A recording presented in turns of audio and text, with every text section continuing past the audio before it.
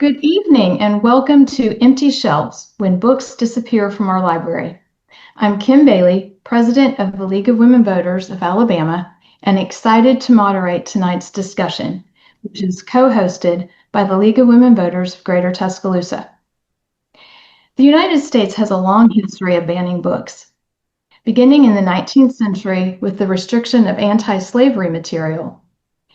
In 1982, Banned Books Week was recognized across the U.S. in response to a sudden surge in the number of challenges to books in libraries, bookstores, and schools. And here we are, 43 years later, with the number of banned books growing at a rapid pace. I'm sure most of you are aware of the two bills that were introduced during Alabama's last legislative session, which attempted to politicize our apolitical library institutions and criminalize librarians for shelving diverse viewpoints in the young adult and children's sections. So why is this happening? What are the implications? And what can we do? Well, we have three great panelists to answer all of our questions. They're going to tell us everything that we need to know. So we have Laura Pitts, Amber Frey, and Jessica Hayes. And I'll let them introduce themselves here in just a second. But first, a bit of housekeeping.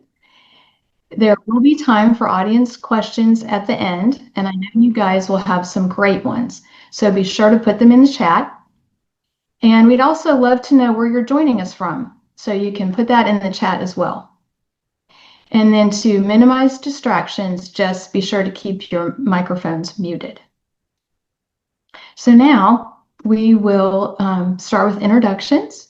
And so if you could just tell us a little bit about yourself and what is your favorite banned or challenged book? And we'll start with Laura. Thank you so much. Good evening. Thank you everyone who's here for attending and letting the three of us really chat about a topic that's really near and dear to our hearts in so many similar and different ways.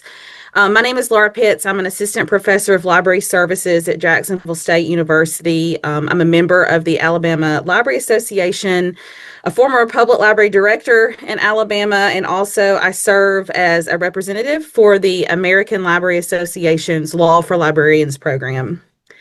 I was thinking about this question the other day, and I thought, isn't it funny how banned books is a thing that we have to talk about now?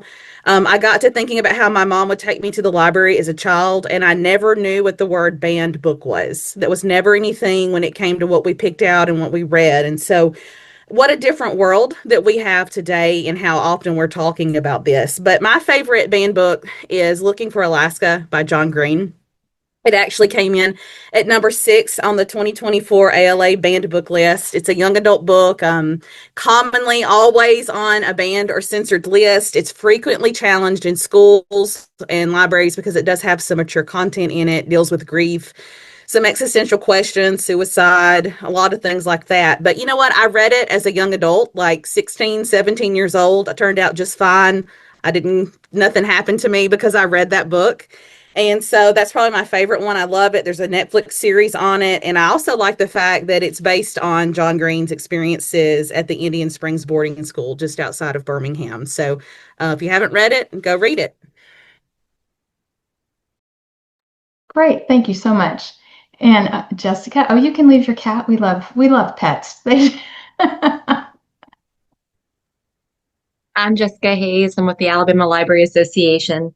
And it's ironic that a couple of years ago, I was taking history classes, and I was assigned the book A Mouse, the graphic novel that explains the Holocaust from the perspective of two little cartoon mice. And I didn't know that in a short time period, a lot of those echoes would reemerge. And if you haven't read Mouse, please do, and go ahead and maybe stock up on a couple of copies. There are a couple of graphics that are problematic, but that was history, and that was not problematic. It's traumatizing, but that was history, and that is what happens. And it's very appropriate to be reading it in the context that it is. So I encourage anybody to go get a copy before while you still can. And that was Lucy. Just let you know. And Jessica, where do you work? What do you do? Oh, yes. I'm head of public services at the Auburn University Montgomery Library, and I am also the Alabama Library Association's treasurer and advocacy coordinator. Thank you so much. All right. And Amber, tell us about yourself. Hi, everybody. I'm Amber Fry. I am co-founder and director of member services at Read Freely, Alabama. Laura went over my favorite book to read that is banned. Great book. So I will talk about my second one. It's not really my favorite book to read because it is a book for small children, but it is my favorite book to talk about because it's called Red, A Crayon Story by Michael Hall. The reason that this book is challenged is because it is said to be promoting transgender people and gender identity for children. The book was written by Michael Hall to tell children to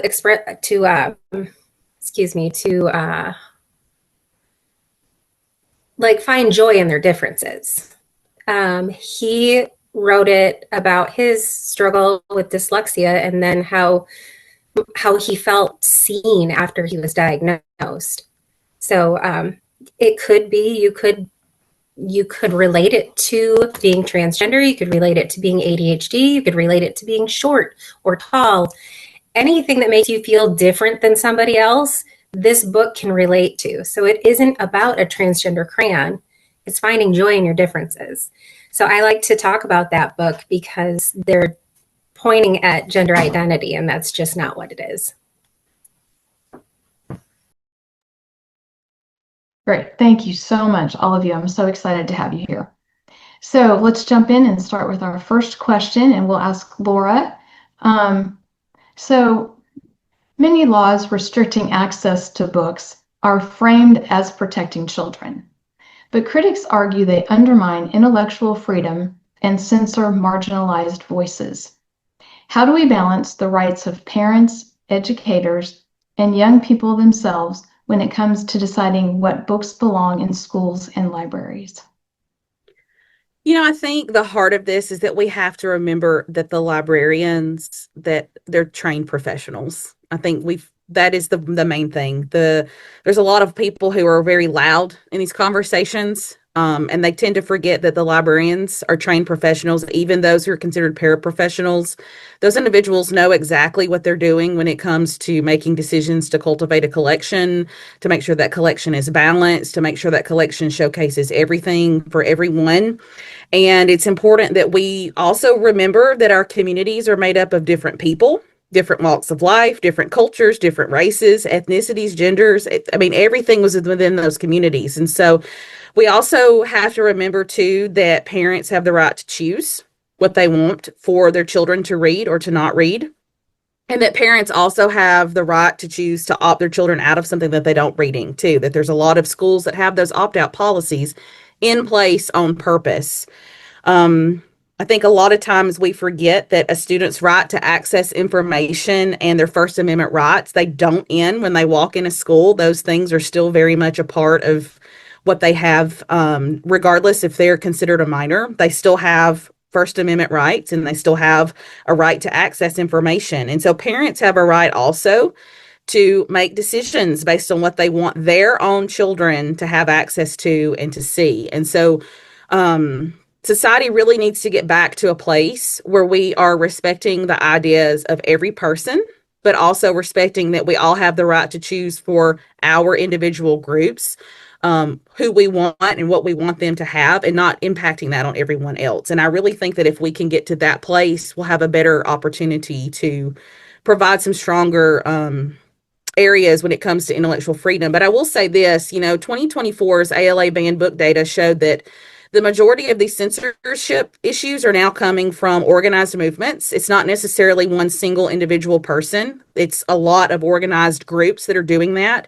And so those pressure groups and government entities they include elected officials, board members, administrators, I mean, all these different things. And a lot of that was 72% of the demands to censor books within schools and public libraries. And 55% of the challenges for 2024 came out of public libraries. I mean, it were these groups challenging public libraries on that. And so we just have to get to a place and remember that an individual's rights to what they have access to doesn't just stop when they enter a school, doesn't just stop when they enter certain areas. And we need to be respectful of that and kind of remember all of those things. Yes, respect. That's a good word. We should learn to respect each other, shouldn't we? Okay, so Amber, so as Laura pointed out, there's bans and challenges are coming from a lot of groups, not necessarily from individual parents and those kind of things. So what legal strategies have proven most effective in challenging book bans, and where do you see opportunities for stronger protections of intellectual freedom? The most effective legal strategies often center on the First Amendment and proper adherence to established policies. The core legal argument is that book bans infringe on the patron's right to receive information and ideas. And that's exactly what's happening. If you're moving or removing material from where it belongs and where it can be found for the correct audience, you are removing that patron's rights to receive information and ideas. This is outlined in the Supreme Court case, Island Tree School District versus Pico. I think libraries already have strong and clearly stated policies, and they adhere to them really well. They're professionals. They know how to do this. I mean, they hold master's degrees, most of them, and it's not an easy job. And I think that state and local boards should also adhere to those policies rather than making their own or changing them for the library staff.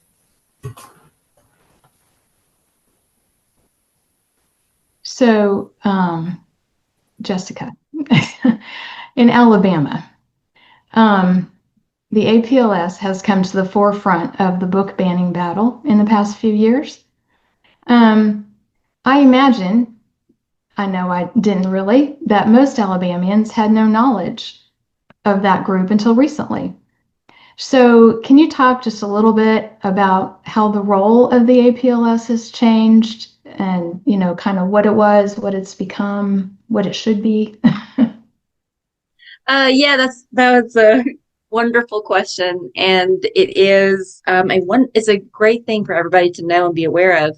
I will say that for some types of librarians, up until a couple of years ago, we didn't understand or know what APLS did. And just to start with the basics, APLS stands for the Alabama Public Library Services, APLS. It is an agency that is a state agency that manages the dispersal of library funding, state library funding. And it is supposed to only be focused on distributing federal and state funds, coordinating networks and services, and providing support to public libraries. That is, they do not have any authority or jurisdiction over individual libraries, apart from being able to set criteria as to what public libraries can do to receive funding. That traditionally has been very limited. It has just said, do you have this policy? Do you have a policy? Do you have a library director? Do you have a board that is trained properly? It has now become a weaponized tool of certain partisan groups and some outright political parties. The chair of the our state library board now is also the state chairman of the Alabama GOP, John Wall. I don't think the role has changed as much as it's been weaponized. It has been taken control of by a group of by the group members that Governor Ivey has appointed, that all of them have, save a few, have strong ties with the extremist groups, Moms for Liberty, the Heritage Foundation, Eagle Forum, all of those that have a concrete partisan agenda to push Project 2025 and other anti-freedom policies and programs. And that is what it's become now. It has become a weaponized tool to impart censorship and to push Project 2025 in our public libraries here in Alabama. I wanted to weigh in on this one also as a former library director who worked with You would. I remember just 5 years ago, how, I don't know if you now, but it was so supportive and it was so helpful. And it's hard to say that these are not necessarily the individuals who are working for APLS. This is really the governing board, because I know some of these really wonderful people that work with inside that building on Monticello Drive that I would go meet and talk to and write grants with. And they would come to my library and they would check on things and they would make sure our policies were up to date. They would just make sure everything was cool. What you got going on, Laura? What new ideas do you have? I mean, so supportive. And so some of those individuals who work within that organization, they want what's best for our libraries. They want our libraries to strive to be the best in our communities. They want to see them do great things. But they really want to see those library services remain how they've always been. And instead, we have a lot of nonsense and chaos and clutter and conversation going on within the actual governing board of APLS. You have the APLS governing board who kind of makes all those decisions. Then you have the actual employees who work for APLS. And a lot of those employees are wonderful human beings that just love their libraries and love what they do and love going and seeing what wonderful things are happening. And, libraries are not meant to be, if anything, political. That's not the intention of them. They're the one place in our society that should be the most neutral place where we get understanding and opportunities and learn all of these things.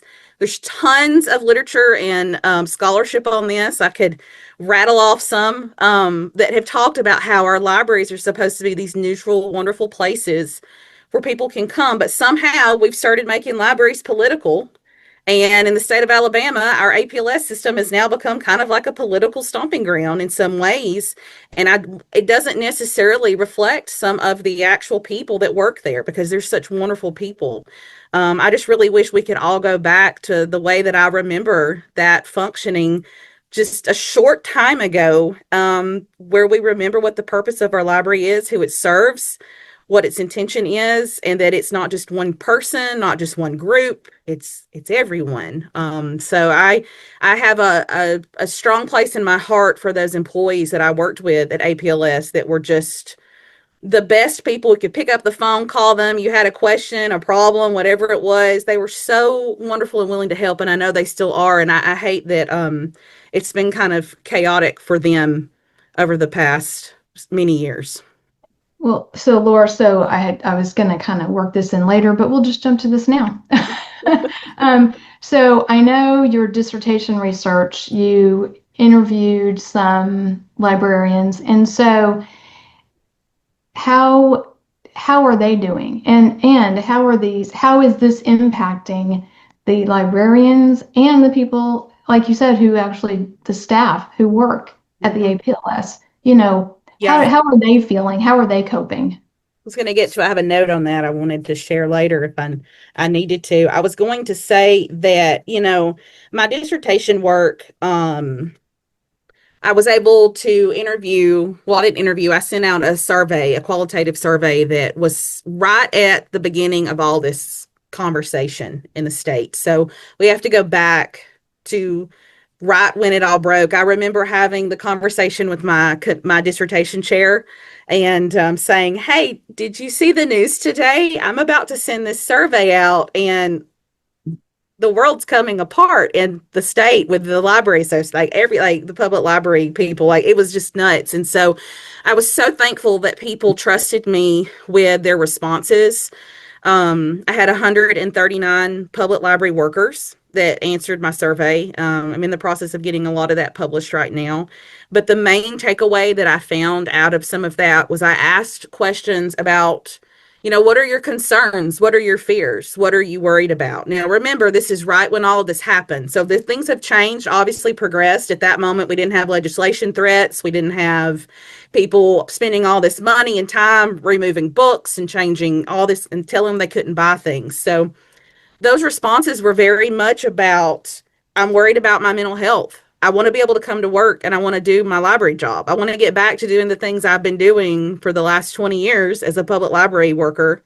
I want to get back to teaching my story time and painting with my kids and doing all that fun stuff. And instead, I'm worried about, is this legislation going to go through? Am I going to lose my job? Is a parent going to complain about a book and I'm going to accidentally figure out that I'm in jail tomorrow? Like those were real world concerns that public library workers throughout our state, it didn't matter if they were the director, just a part-time worker, if they were someone who, were a public library worker who just did children's, they may have worked in the basement and cataloged books. I mean, it didn't, wide variety of conversations, but they were very concerned about their well-being. And that was the first time that I had ever really had my colleagues in the state really start talking about their mental health and their worries about going to work and then bringing it home. And what if I say the wrong thing? Is that going to get me in trouble? Like never in my life. I mean, I would talk about mental health issues with my colleagues around the state about we were all burned out because we were asked to do a lot, right? With no funding or some sort of support. It was never about whether or not we would go to jail because some kid picked the book up and the parent got upset and then we had a police officer. Like those were never conversations that I was having in my whole tenure of being a public librarian, about library director. And so that research really, again, it'd be interesting to go back, see if those same individuals or anyone else would look at that now, what they would say and how that has changed. But another thing that was interesting, at the time, they started to admit in that survey, we don't feel like we have a lot of support from APLS. And that was really disheartening because I remember what wonderful, strong entity and partner and advocate APLS would be for when we would have to talk to our city, our county, when we'd have to justify why we needed something, when we would need them to give us advice on how to talk to our board about a project. And then here we have at the beginning of this, them feeling very isolated, like that one main thing that is supposed to protect them and really help them is kind of, they're losing them. And so, it was just really interesting that, they were worried about their mental health, their own ability. And what they really wanted to do was they wanted to go to work like they had every day, do their routine, answer their reference questions, check out books to people, the whole thing that they would have been doing. And they were having to now flip and turn their worry towards wondering if the wrong book was going to end up in someone's hands. I can only imagine what they might feel now. Yeah, and I would love to be able, I have a goal in mind is to try to revisit some of this stuff later now that things have passed. But from some of just the conversations I've seen and the news articles and different things that I've sat in, it's just gotten worse and they're more upset, worried. And I bet there's probably been a lot of public librarians who have, hey, we're retiring. We're just going to go ahead and step on out the door. And that is making it even harder because we're wanting to hire in new library MLIS students to come in and work. Do you really want to come work in the state of Alabama when all this chaos is going on and you don't know what job security may look like? There's a lot of things that are weighing for you if you're going into the public library world. And I would say it's not, unfortunately, unique to Alabama. No, it's not. Do you want to be, sadly, do you want to be a librarian anywhere? Mm-hmm. mean, that is, I will say, my dream was to be a librarian. I don't know why I didn't do it. I probably should have, but I guess now maybe I'm glad I didn't. But I love that. It's been great. So one comment we've already gotten is, why should you protect children from the truth about history? And so Amber, the next question I will ask to you is that people argue that the laws are less about the books and it's about political power, kind of as we've been discussing. And so from your perspective, what's really at stake in this fight? And, is one thing, is that the whitewashing of history that happens as you don't, or you aren't able to provide your children with the correct information. Amber? Yes, absolutely. While they're taking these things away from the schools and now the public libraries, we already don't learn enough about true history. There's already not enough taught. So now we're going to take it all out of the public library and away from parents who would like their children to know what has happened. And in my perspective, when we take books away that teach us about other people, about other experiences, about real history and what that means for us, I think it's our individual personhood is at stake. These books aren't just about books. They're about the people and the experiences represented in them. If we allow the government to step in and restrict information about certain groups of people, we're allowing them to tell us who's acceptable for public spaces, what kind of history that is acceptable to know about, the kinds of people that we are accepting as truthful. And right now, their biggest attack is trans people. They're not going to stop there. They already haven't stopped there. They really would like to continue on with removing books like The Hate U Give, A is for Activist, those kinds of books that are important. I think everybody should read The Hate U Give because we don't have that perspective. We don't know what that's like, and we should see it. They'll just keep moving the goalpost until everyone they don't deem palatable has their story removed, has their history removed. And if we lose that freedom to read about these people, to read about ourselves, we're also losing our freedom to learn about different viewpoints. We won't learn about other perspectives. We will lose our constitutional rights, starting with our First Amendment right. But there's so much more at stake than I think people actually realize. It starts with the books and then it continues and the goalpost keeps moving. I want to add on really quick to that.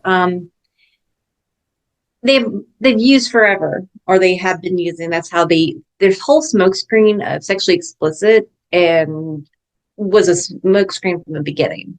There was a tactic or a form of rhetoric to scare normal people who, no, none of us want a Playboy magazine available to our 5-year-olds. Nobody.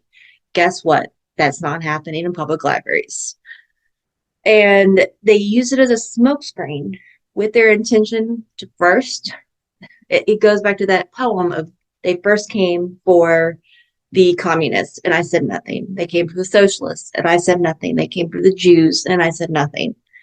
They're eventually their main goal, at least here in Alabama, is to come for any material that speaks the truth about our racial history, especially. And along the way, they want to erase LGBTQ. Anybody that might be different. Let's look back to the red crayon that Amber was talking about earlier. Sure, that their main argument right now is that it's transgenderism, which is not even a factual term. They really just don't want anybody different or anybody that might have a different perspective than their cookie cutter worldview presents to them. Exactly, Susan. In the chat, she says, if you're not a white Christian nationalist male, you don't count. And you always have to be removed. and the best way to educate people and to make people empathetic. And that's the other thing. They're coming after social emotional learning books now. That is because they teach people not to be bullies. That didn't know that was something that we wanted to, fight against. So it is all smokescreen, all this rhetoric of sexually explicit material. It's just this rhetoric. And whenever you hear that or see that online, just call it out for what it is, because it's becoming painfully obvious that their goalposts are moving at all times. And they definitely choose the sauciest bits of all books to show you without giving any additional context. That includes sex education books. They'll say that they found this certain book that's for older teens over in the children's section. And young adults, sure, they're children, but they're not 5 and 6. They are children who, if their parents would like them to, and I believe it's important, should be learning about sex education, if not to learn about themselves, but to learn how to protect themselves from predators. This reminds me of the children's book in Tango Makes Three with the penguins. Peter Parnell's book, I love everything that has to do with penguins. And, it's often been challenged or removed from a library because of the depiction of the same-sex penguin couple raising the abandoned egg. But you know what? It's like a legitimately true story about these two chin-strap penguins at the Central Park Zoo that, hey, abandoned egg, we're going to raise it. We didn't tell them to be that way. We didn't say anything.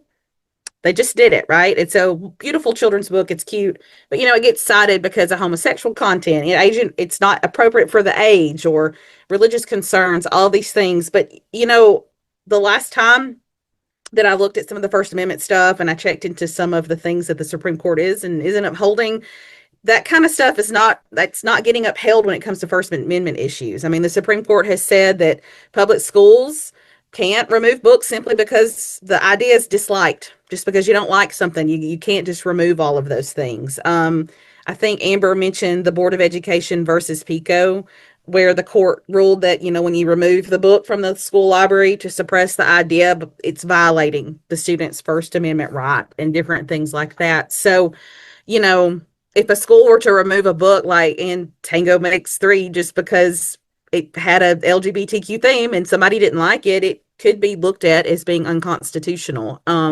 And so it really goes back to understanding, what does the First Amendment say? Don't cherry pick it. Make sure that you're following it to a T.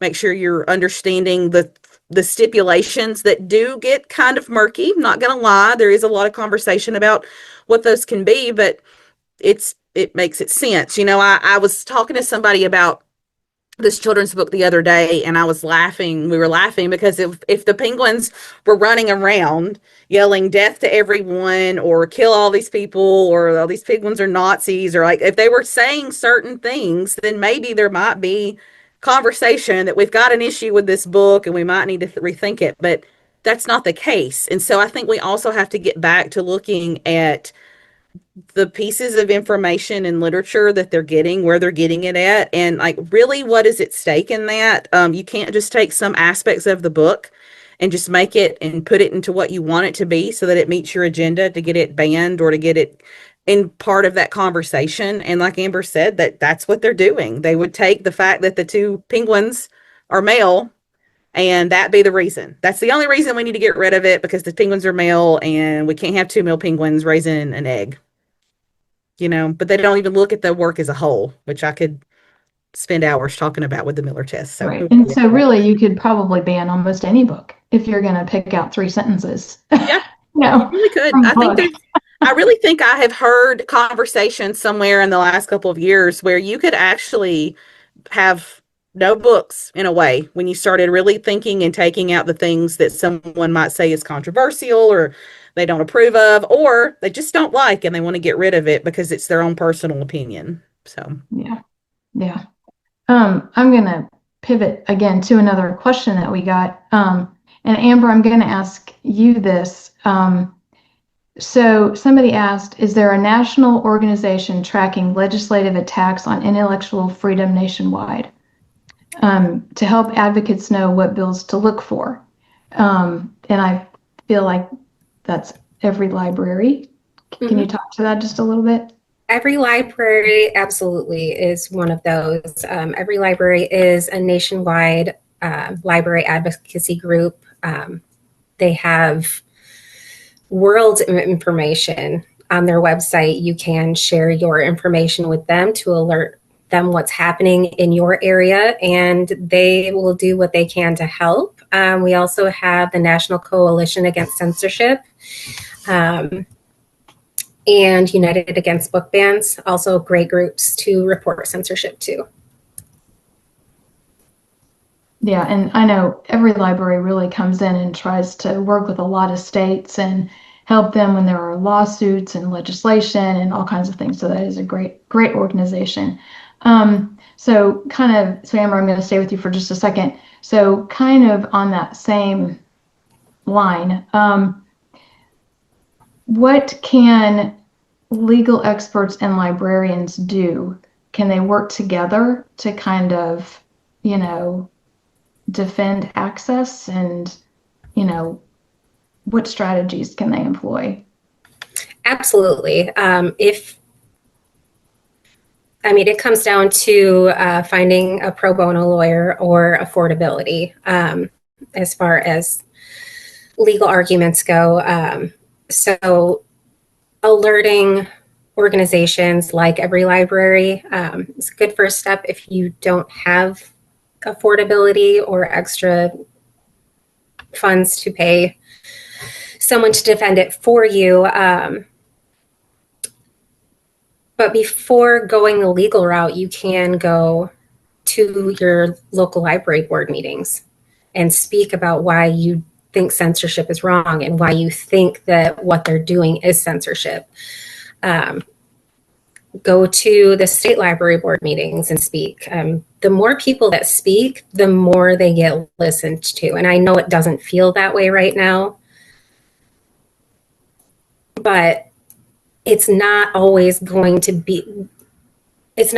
feel like nothing's happening for us. The more we keep pushing, the better it's going to get. And we do have, there are a lot of law firms that you can contact, Democracy Forward, ACLU, SPLC, just to name a couple. I know that they're all very, very busy with everything happening right now. So it might be a little bit lengthy of a time to be able to get someone to contact you back, but those are options as well. Okay. Does anybody else want to jump in about that one? If you are an active public librarian or public librarians in general, or if a library does have the capacity to do it, hiring on a library, a specific lawyer for the library board, or working with the city attorney or the governing body, which would be maybe the county attorney as well, or whatever that would look like in your local community. Go and work with those individuals to create the policies. I know that there's been some success where back channels exist, where attorneys who've worked with cities and everything has put pressure to change things and make sure that policies stay constitutionally appropriate. We'll say that. But work with those individuals that you do have access to.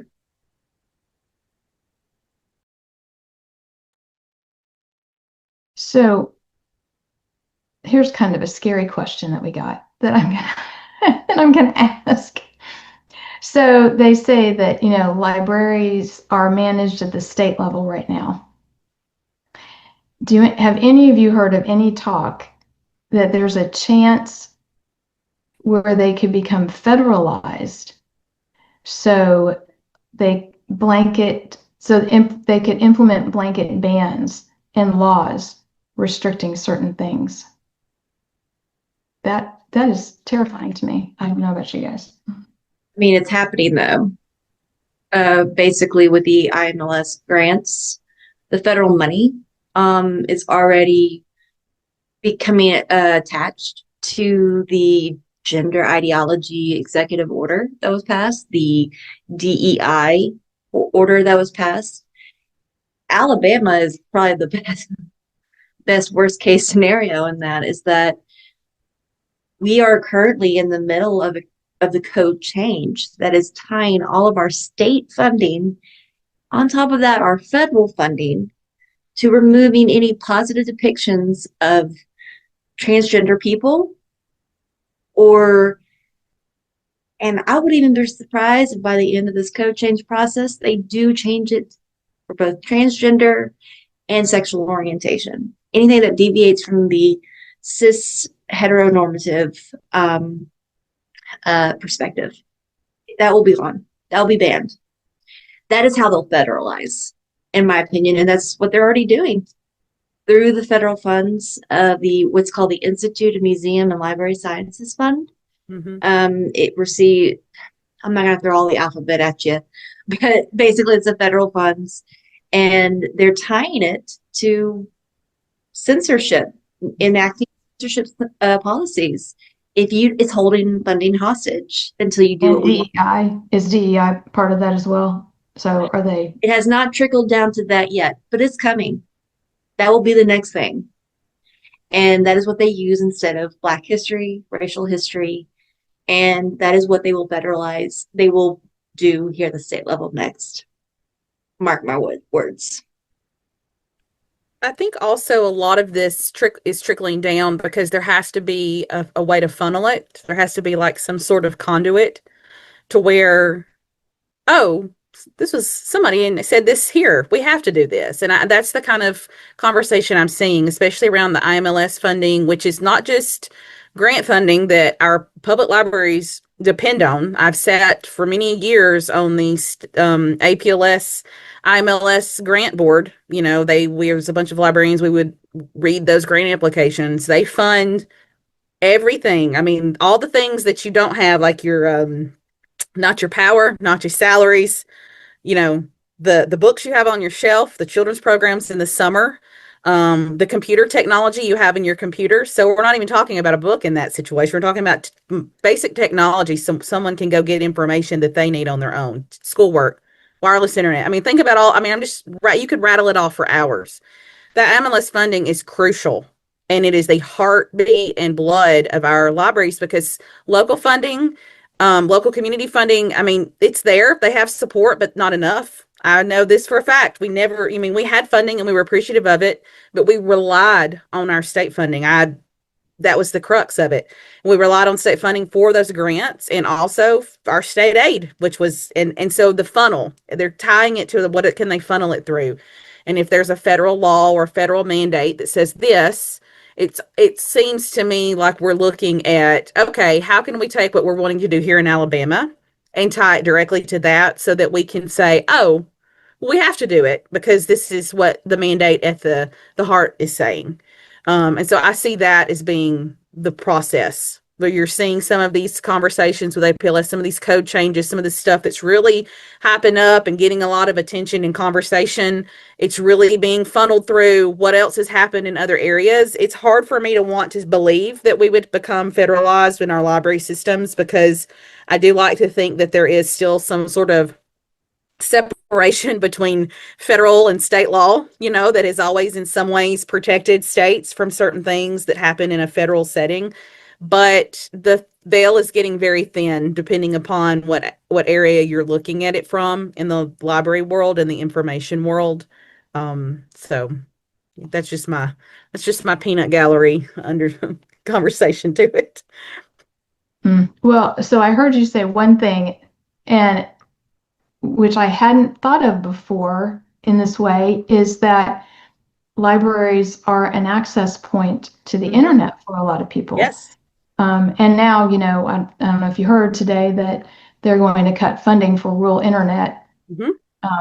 So, now people in rural areas won't be able to get affordable internet. But is there a chance that they might filter the content that you could access if you're in a library using a computer? I hadn't even thought of that before. Well, But I'm thinking if you're going to ban stuff, yeah. will they jump in and do that? It's possible. I don't know. I like to think that they wouldn't. I know that depending upon, I don't know if E-rate is still a thing. It may be. I don't know. Some of you might remember that. We were always fill out your E-rate form so you can get a discount on your internet providing system. And when you had E-rate, you did have some stipulations and you had to have certain things that couldn't be on your computers because of that. It for the librarians that I know that dealt with it, it was kind of a love-hate relationship because they really appreciated the reduction, but they really didn't have a lot of things they were worried about people getting on. I mean, they had policies in place where you couldn't go into the library and just look at porn or do certain things. I mean, those were already in existence in lots of libraries in general. But we've been having such a very loud conversation about the materials in the library and restricting those that we've forgotten that there are people that come to our libraries that don't even look at the books. There's people that come there just to get the internet, to print their W-2s, to get their airplane tickets printed, okay, to file their taxes. Now that everything's digital, I bet there's a lot of librarians who would say, "Yep, tax season's coming up, and we know what we're going to have people coming in for," and they're not necessarily library users that are checking those books out. And so we have a lot of conversation. Again, it goes back to this idea of we just want to come back to our library and do our jobs every day when we're spending all of our time worried about which books are in the children's section that have to be moved to the adult section when they really don't need to be in there. We just need parents to parent their own kids and quit worrying about everyone else. Could get on a tangent about that. We now have other individuals that need services in our community that can't have access. When the pandemic hit, having Wi-Fi on 24/7 in the parking lots of our public libraries saved people in many ways. Children were able to get their homework completed. They were able to sit, even if they didn't have a computer and all they had was a cell phone or a tablet. They could come sit after hours and their parents got off work and get their schoolwork done. They had an access point. And so we're wanting to take those away. And we still have places across the state of Alabama that don't have reliable internet. I drive through them on my 2-hour commute back and forth to work. Think about those individuals now who are losing an opportunity to access information in just a different way than a book. It's through something different. So back to your question, could it happen? I'm not saying it would. I'm not saying it wouldn't. But at this point, nothing surprises me. Yeah. So Amber, have you heard through Every Library or any of the other groups that things are expanding beyond books? Or is it mostly really just about what people are reading? Right now, as far as the information, the receiving information, it is mostly about books. They're not yet talking about TV shows or movies. They like to actually use the movie theater as a comparison. Well, you rate movies and you don't let children into rated R movies. Why would you let them have access to these books? Well, these books aren't jumping off the shelf and opening themselves and reading themselves out loud to these kids. So it's different. I would not go into the library and expect the librarian to be in charge of where my kids are in the library. That's my job. And I wouldn't want the librarian to tell me that my kid can't check this book out that they want to read, because that's my job. And that's what the main problem is that books, parents allowing children to have access to these books allows them to have access to ideas. And it won't stop at the books. It won't stop at the books. It's going to move on to the TV shows that they don't like, Bluey and all of those. They're going to end up, I mean, they've already tried to get rid of Sesame Street. I mean, it's not necessarily something that's happening successfully since it's publicly funded, but they're taking all the federal funds away from that currently. So, yeah, I mean, the books are the main focus right now, but it will expand. All right, so Jessica, how are libraries adapting policies or collection practices to kind of combat all of this? I was so excited to be preparing for this question because the Alabama Library Association did do a survey of our public library directors to collect information on this very question. What are you doing? 98% of the libraries across the state, or that responded, how are changing their policies and their practices. For right now, because of where we are at in the code change process, it has only been applying to what was changed in 2024, which was vague things of don't allow inappropriate materials to be circulated. Most of the libraries, and if you don't mind, I'm going to read from the survey itself. Most of the libraries reported that most of their changes have been in creating some type of tiered library cards for minors. And there's been a discussion going on in the chat about parental signatures for libraries or library cards. The thing is, kind of boiling it down. Yes, library cards for children or minors under the age of 16, 18 have traditionally had to receive at least the parental consent, could have been verbal. Now it's being changed to be much, definitely for sure, a signature. You've had to be there most of the time in person, where you're taking authority for what your child is borrowing. That has been something we have always done. Maybe in some smaller areas, there's been some, variations. But for those of you who are living in Birmingham, Tuscaloosa, Montgomery, in the big areas, there is no way a child got a library card without their parent's signature or guardian signature. And now they have just implemented tiered card system. That has been mostly of the changes that they have done. Some have, like in Coleman, they completely removed their young adult material and they reclassified it as adult. I mean, they still have it. And then they have the now 18 and older cards. But that was their decision, because there's no way we can go through all these books and determine which one is sexually explicit, which ones are not. Ozark, they did something similar. They still have a young adult section, though. They just removed things based off their own criteria. More than 80% of the parents with those library tiered cards or those tiered card systems, they still choose all access cards for their kids. So they've changed all of these policies. They've done all this work to end up going back to exactly how it's always existed. And just to kind of give you a perspective, directors are estimating that they have spent over $37,000 per system in staffing and legal fees when it comes to changing and implementing policies when these censorship extremists get their way. It's going to get worse if this code change goes through here in a few months. Can you talk a little bit about the code change? Because you keep saying that, and I'm not exactly 100% sure what that means or how often it happens. So can you give us just a little short background about what that means? Yep. So basically, there's this called the Administrative Code, the Alabama Administrative Code, and it governs all of those state agencies, like the health, Department of Health, school board, all the state level.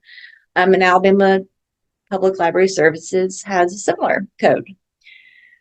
In the code, there is criteria that libraries must follow. to receive state funding. It's section 502. We're going to leave it at that. Just leave it at that. It does identify all the different things that a library must do to receive state funding. That has never been that was never meant to be authority or governing rules. It has turned into that by the APLS governing board, but that was never the intention. It was just to make sure that certain functioning and operation items were met. They changed it back in 2024 to implement some very restrictive rules that were very convoluted. They're taking it a step further this time, and it's not a regular thing. I don't remember the last time that we had a code change. Maybe Laura can answer that. I think it was maybe an emergency code change back in 2020. Maybe. Maybe. It's funny you're mentioning this because it was the same code the whole 10 years I worked at a library. I mean, it was the same. It was the same before the lady I took over for. When I look at her notes, it never changed. It's not, let's just say this has probably been the most that any of us have ever seen change. It's usually implemented, but it's usually started or initiated by the board saying, hey, we need to do this, or somebody from within APLS saying, hey, we need to make this change, something minor. But it's now being weaponized to implement censorship laws or rules. And this go around is much more restrictive in that it has been proposed by the board to prohibit any libraries from having any positive depictions of transgender people or discussing in a positive way transgender issues in their available for minors, which with the expectation that honestly it will just be entirely removed.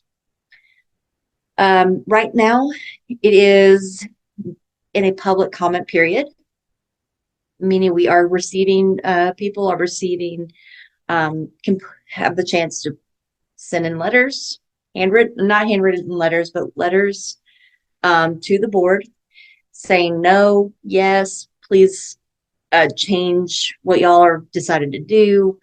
It's a chance for public to comment on it, to say why this is a good thing, why this is a bad thing. Obviously, all of us here would be saying it's a bad thing. Read Freely Alabama, I'm going to plug them and their letter. They have a public comment letter that is you can use. It's on their website, and it makes it super easy to be able to express yourself to the board. Amber probably wants to jump in on that, right? So, yeah, so it's right on the front of our website under APLS Code Changes 2025. There is a printable version, which is not editable unless you copy it and download it, then you can edit it that way. We do have a full template. You can use our words or you can edit it to make them your own if you want to fill it out on the website, and then we print it out and we will hand deliver those. We do need as many as we can get because Moms for Liberty and Clean Up Alabama are currently doing the same thing. You can also sign up to speak at the library board meeting on October 21st at 10 a.m. You do have to register to speak by October 14th at 4:30 p.m. You have to send a form to Vanessa Carr on the APLS website. And if anyone needs email or access to that form, I'll put my email in the comments here, and you're more than welcome to reach out to me. Is there a limit on the number of speakers, or how does that process work? No. There's no limit on the number of speakers. There is a limit on how long you can speak. You are allowed 2 minutes. Mm-hmm. But yeah, as long as you register to speak, properly, like with Vanessa, with the form that they have, you can speak, as many people can speak as they'd like. And we'd really like to outnumber them. Unfortunately, Kathy, it is not a virtual meeting. I'm just answering this question really quick. It is in person in Montgomery at the APLS agency off of Monticello Road or Drive. I was going to add to Jessica's comment about the money amount, that $37,000. I was just sitting here thinking in my head. We have between 150 to 200 public libraries in our state. I think it's like 184 or something. It may be right over 200. I can't really remember. But think about what $37,000 would have done for each of those libraries. They have spent according to her survey, $37,000, and that's like per library is what you're looking at. Is that right, or something along that? Explain that. What do you mean by that? It is a range. A range. So it can be up to 37,000. Okay, so let's just take it. I like to take it as the high amount, right? Let's just party like we're in the high amount, okay? $37,000 has been spent in these libraries to make sure that we're following these crazy code changes, right? We always have made sure parents sign for cards. We've always kept pouring out of our children's sections. They're not going around getting these things. I was a public library director. I know what was in my children's collection. I helped curate it with my wonderful library employees that I worked with. I know what I could have done with $37,000. I could have bought more books. I could have helped my children's programs. I could have grown my adult programming, right? I could have reached out. I could have improved my infrastructure in certain ways. I could have brought authors to town to do awesome programs. I mean, I could sit here and think about what $37,000 would have done. And yet here we have spent all of this time and energy recataloging books, moving books around the building, taking books out, putting new stickers on them, changing things in the computer system, time where librarians just want to come and do the jobs that they have always done. So I encourage you, if you're going to write or talk to APLS governing board about this, what could have all of this been spent on to really profit and better our communities than worrying about whether or not the tango book with the two penguins and the egg is in the right location because somebody might get it and look at it the wrong way. I don't know. You're sitting here telling me 37,000 just makes me think, what could we have done in our public libraries with that amount of money? But yet we have spent all of this time and energy on this and missed out on that. I knew you would appreciate it. That really is infuriating. Yeah, that's all I have, I guess. Yeah. That it's just crazy. So crazy. No, there was something from Dr. Aversa, which I feel kind of like, oh my God, Dr. Aversa is on the call. Hello, Dr. Aversa. So the question was, if the APLS board is stacked with appointees on the wrong side of the censorship issue, how will this end? I did want to kind of jump on that really quick, just because I think we know how this code change will end. It's not always about that. And it's about the fact that we are still speaking up and that we are making it very difficult for them to justify this. The fact of the matter is that we are working with a stacked deck. I don't want to be pessimistic, but I am being realist. What happens is that legal paths are investigated, that other strategies are considered. There's going to be some libraries that have to choose between the Constitution and their funding. And we as a state have to become mindful of that. We might need some of the public in the community working with, if you have a good relationship with a representative or senator, you start asking them, hey, can you look at how this state board is actually appointed, how it's functioning? There's no conflict of interest for like the fact that these people are partisan players and profiting their political campaigns because they're actively running political candidates serving on this board, using their talking points for their campaign and there's no check on them. Well, and I guess so there is the question, who does the APLS answer to? I'll let somebody else. That really no one, right? Nobody. It answers to the governor. The governor. That's it. It's a state.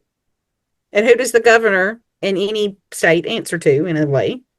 Well, remember, everything funnels a certain way. I mean, I don't know. Okay, well, slightly changing tact here. So we just talked about how challenging this is for all of these, librarians and staff and all of these people. And so, Laura, what could we do, just to show them that we love them? I mean, what can we do to help them? When I was thinking about this question, I got to thinking about the things that always, when times were tough, when I was in the library, when the community would step up, what that looked like. And so you can write a letter all day long. We want you to. You can send emails. You can contact your senator, your representatives. You can do all those things, and we want you to do those things. You should. As Amber said, if we stop talking and stop having these conversations, then that's when things get tough. But sometimes the best thing also is, ask yourself, when is the last time that you went to your local library and you celebrated the people that work there? When is the last time you took them lunch? When did you buy them coffee?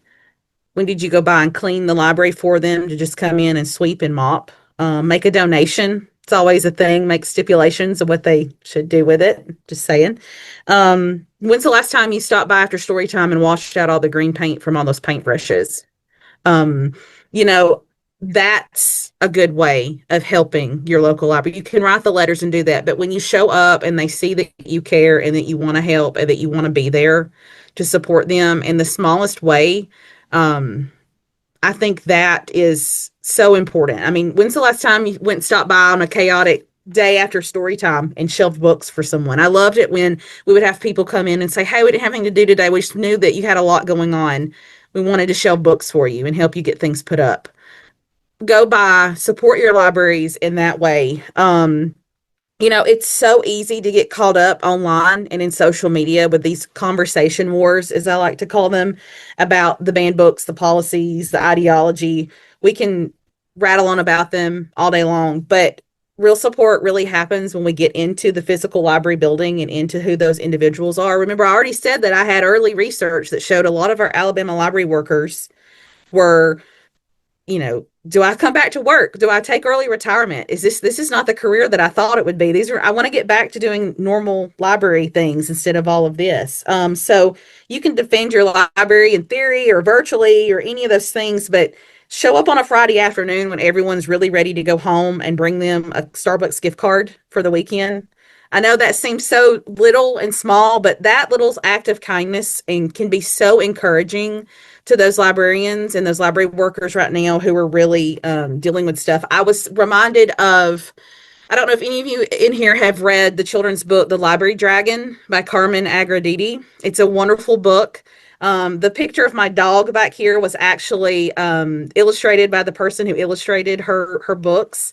But the Library Dragon, you have Miss Lotta Scales, and she is the school librarian, and she is in charge of the school library, and she won't let the children touch the books. Like, they're not allowed to get anything. They can't do anything with it. Perfect example of restriction. And at the end of it, this really brave child stands up and starts reading in the library. And suddenly Miss Scales' scales fall off. And she's not the dragon anymore because she suddenly remembers the joy of her job, the joy of storytelling, the purpose of why she's there. And so she gets to melt back into her true form, which is that passionate, kind, loving librarian who we all have one in the back of our heads that influenced us at some pathway during our life. And so it's funny that we're kind of at this place in our local libraries where some of our librarians are having to be like Miss Scales. They're having to do this because there's things that's making them laws, and they're confused and they're frustrated. They don't want to, but they want their jobs, and Where do they have this balance of like power? I mean, lots of stuff, but at some point, it's these wonderful people who are working in our libraries and fighting these fights and pushing against this. I mean, I bet there are a lot of library workers in our state who have had to meet these demands and these laws, but at the end of the day, they're having a staff meeting where they are not happy about it and they are not wanting these things to happen. And they're also trying to figure out on their own, what can we do to kind of stop some of this or be a voice while still protecting our jobs. So for me, the best way that you can do anything, show up at your library, be a physical person, be a supportive ear, write them a letter, send a card, send some cookies. Don't just let National Library Week be the only time you go and celebrate the people who are working at your library. Celebrate them all the time. Yes, that is so important. They are definitely need our support. So we've had a couple of questions about if we could use private money to make, and I guess this is kind of tricky, to make a private library, but like Carnegie money, or, and here is, could we, take private money that would not be subject to the APLS, the governor's office, all these other things, but would that insulate them enough? I guess I don't really know how to ask the question, but if you just have a library that is funded with private funds, I guess, would you still be subject to these book bans? I understand the instinct and the desire, and it's not entirely for short term and maybe for small, not temporary, but for intermittent coverage. Yes. Looking at the amount of money that I have seen that these libraries will need to continue functioning at the level that they need to, it needs to continue receiving, because the way that the funding formula is set up within the state, it is such that they need government funding of some kind. It might be local, might be state. There's no way that it's sustainable for private money to be able to cover all the libraries in the state. That's the first thing, is that it's not realistic for a long-term sustainable for one library. There are some that do it, that can, but it's barely sustainable for them. And it's still supplemented by government funding. Second, philosophically, it is what they want. They want to privatize these public institutions. This is just like what they've done with public schools. They want to privatize. They want to make it where there is no public access, because they don't want the public to have free, unfettered access. Going back to segregation. Exactly. Really, I mean, I've realized that every problem that we have, it comes back to our racial history and our unresolved racial issues. But that a separate conversation.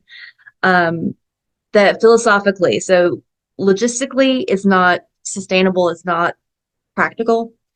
There is nothing wrong with the idea, and it is something that the Alabama Library Association has considered, raising some funds to cover people that want to apply for those libraries that do choose to give up the state funding because they don't need it. They have a good supportive local area that gets them good funding, doesn't care about the state, doesn't want to listen to them, and they can manage without it.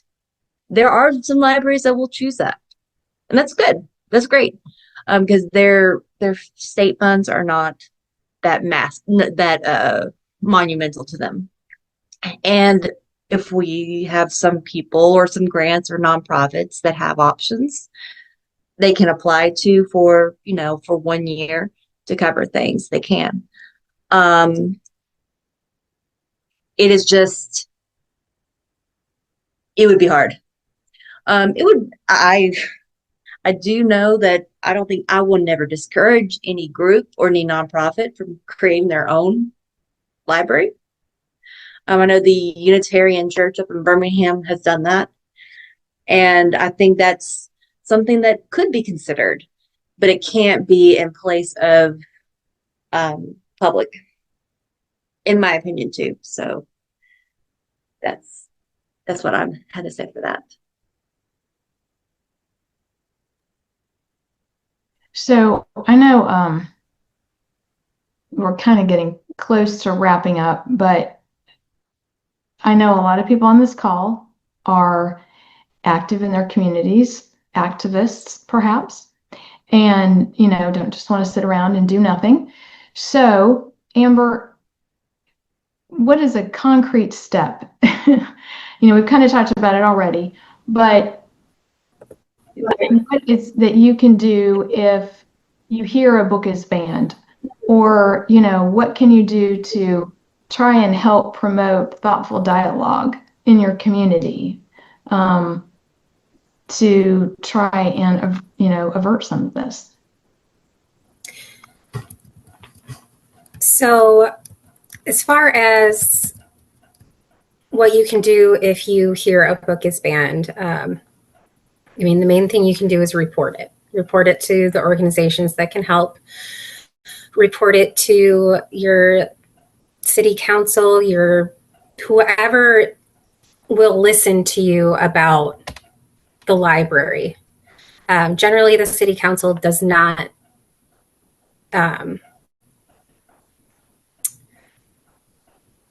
sorry, I lost my words here. The city council doesn't generally have any say in what happens at the library, but they do often choose members of the library board along with the county. Just talk to elected officials, like Jessica said, talk to the city attorney. Report wherever you can report. And as far as promoting thoughtful dialogue, I know it feels impossible and like you are breathing underwater at this point, because it doesn't seem thoughtful. It doesn't seem like the opposition really wants to hear thoughtful dialogue. They just want to shout words at you. I think that it's important to start the conversation by having an agreement with all participants that you're willing to listen and learn rather than debate. Because debating these things at this point, it's not doing anything. I think it's important to try criticizing ideas rather than the individual who is telling you the ideas. If you're criticizing an idea, it doesn't feel as personal, especially since it's not necessarily their idea. They're repeating an idea. Talk about censorship in libraries and relate it to something that they might feel more personally affected by, because censorship in libraries isn't going to be where it stops. Remind them that this is the government telling them what they can and cannot do. What if they decide they want to read a book that the government has decided that they cannot?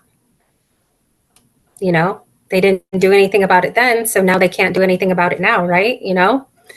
So, kind of frame it in the Constitution, but in a way that is kind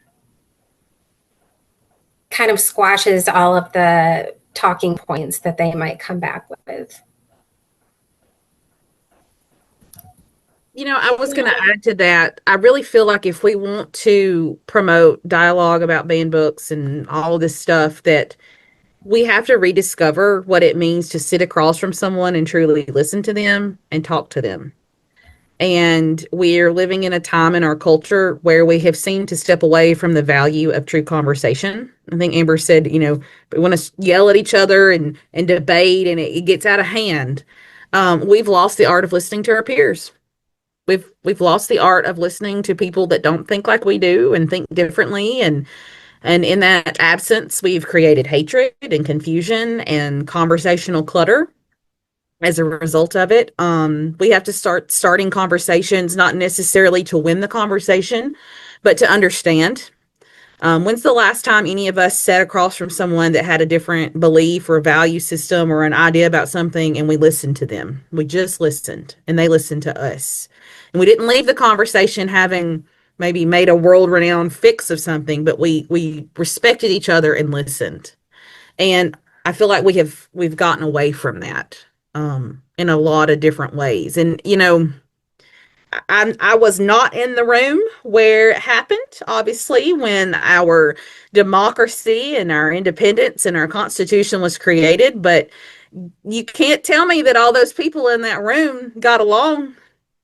You can't tell me that they all didn't have different ideas and different conversations and different viewpoints during that whole thing. You can't tell me Madison and Jefferson and Franklin and Adams that they all yes for everything. I bet they had conversations. I bet they had to sit and listen to each other and all of that stuff to then get what we have now. And somehow they did it, laid the groundwork, and now we have, a country that, has lots of different things that other countries don't have, a lot of things that we should be grateful for. So we've gotten away from our ability to sit across from someone that we don't agree with and listen and have a thoughtful conversation and then go from there. And that is scary.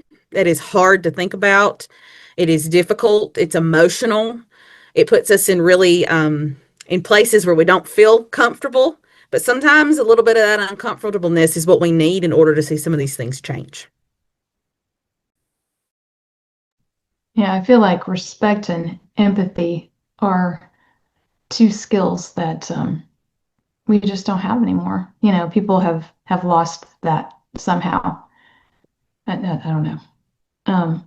Okay, so we are at the end, but I did want to see, is there anything that we didn't talk about that you think is important? Some last comment you all would like to make? And so we'll start with Amber, and I'll go up from there. I just want to say I appreciate everybody for joining us. It was a pleasure talking about this with you all. Laura, Jessica, it's been great. Kim, thank you for having this panel. I know the outlook seems grim with many things right now, but we can't stop trying. Even when it doesn't go our way, we have to keep trying. We have to keep talking about it. We have to keep doing what we can to make sure that we get back to a place where everybody has a seat at the table. Jessica? Yeah, again, to echo what Amber said, it's been an amazing panel. I've really enjoyed this. Thank you all so very, very, very much for participating and being so active in this. Amber, her encouragement to us all needs to be clung to. I don't know if anybody here has watched Andor. It's on Disney Plus, and there's Nemec's manifesto that talks about how resistance has to happen. It has to happen because authoritarianism is brittle, and it has to be done, but there's so many different ways to do it. And it can happen all across the state and all across this country. And in this moment of time in our history, we all have to be doing random acts of rebellion and resistance and one day it will be one too many, and it will break the brittleness of the authoritarianism. That could look like in your community, going to your city council meeting. In fact, I recommend that. Go to your city council meetings regularly. Inform yourself about what's going on at the state level. There's so much power at the local level. And you have to, the way that we're going to fix this is ultimately is that we get people out there running for office. We have people campaigning on these ideas of being in the room where conversations, empathy, good ideas are discussed. And that happens just by doing it. Believe me, there are so many, the past 2.5 years, I think Amber can agree with me, is before this all started, I was intimidated by the idea of talking with city council members and the mayor and state reps and senators. Y'all, there is nothing to be intimidated by. The manpower, the brain power in this panel alone, probably in just two of us, outweighs a lot of what's going on in Montgomery. I've definitely never felt more qualified to run for office than I do now after seeing the people who have run for office and won. So you can at least get up and speak at city council. And so I encourage you all just to take that step. Just take, or even the library board meetings. But remember, random acts of rebellion, no matter how small, will break the brittleness. So thank you all so very much. And Laura? Yes, I echo Jessica and Amber's thanks. It's been a pleasure to not only sit with them and us talk about all of this, but to see such wonderful conversation and support in the chat has just been uplifting to me. I may work in an academic library, but the public library world influences my daily life. I mean, it was the place that my mother took me to as a child, and we clunked the sound, that clunking sound when they would check your books out from the library card. And I never could see over the top of the desk because I was always too short, but I could hear it. There are other children who are having those same experiences as little kids that now become the people who have these conversations in the future. And so support your libraries. Go see your librarians, go support them, go stand up for them when they need you to stand up for them in the board meeting, stand up for them in the city council meeting, stand up for them in Montgomery. There are good people working in our library systems in the state of Alabama, and they are not trying to indoctrinate children. They are not trying to share pornography with kids. They are not trying to do the things that everyone is talking about that they're doing. They are running their libraries. They are providing information, enjoying their story times about their dragons and their blue cats, and having the best time with their coworkers. And so support them, go find them. And, if you haven't, do it tomorrow, do it the next day. That's what I want to leave everyone with. Just go see your libraries, go hug your people, tell them you appreciate them. Thank you all so much. And I will be remiss if I did not talk about voting, because really this all boils down to being involved in our democracy. And in 2026, we have statewide elections, and y'all, voter apathy is a problem. And so get out there, your vote counts. It matters. If you just look at what happened in the municipal elections, there were so many close races. And we can do that again in 2026 with the statewide elections.